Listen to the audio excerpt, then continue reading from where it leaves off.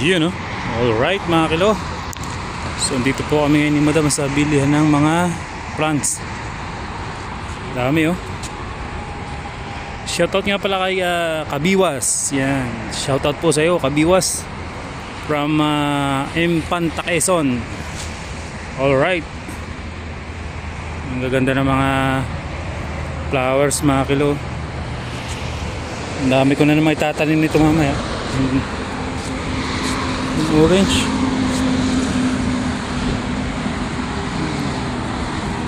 Alas mo lang. Orange. Ayun.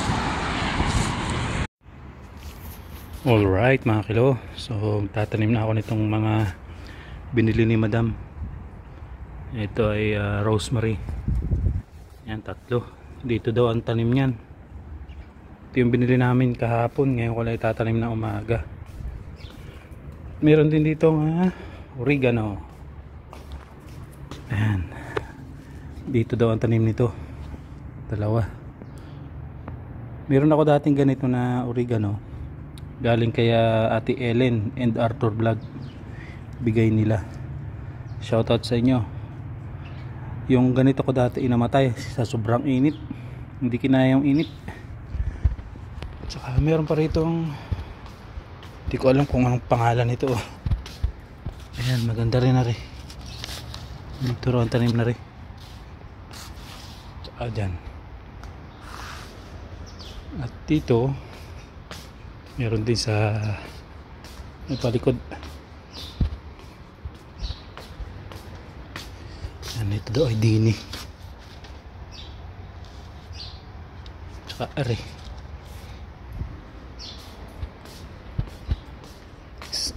Magwe-winter na mga kilo kaya namili na uli si Madam ng mga halaman, mga plants. Yan, ito dito. Bawal itong naarawan at yan ay indoor plants. Hindi ko lang alam kung anong name niyang plants na yan. Comment nyo na lang kung anong name yan sa nakakaalam. Yan, dito yan. 3 rito. Dun wala nang nabili para dun. Hindi na rin naaarawan. Alright, tatanim ko na yan.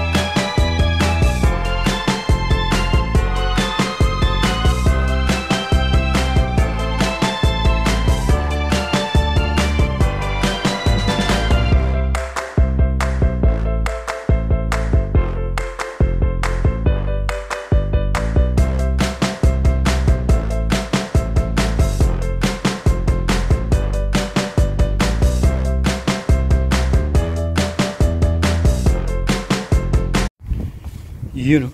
Alright na mga kilo. Natanim na. Patay ng isa ito.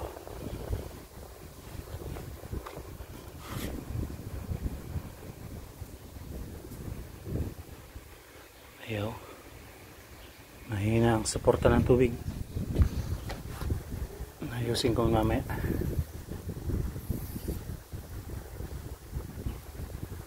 Alright. Ayan. Ayos na mga kilo. Alright. So yan nandito. Tanim ko na din. Yun o. Alright na din yan. Dito. So itong narito. Ayan o.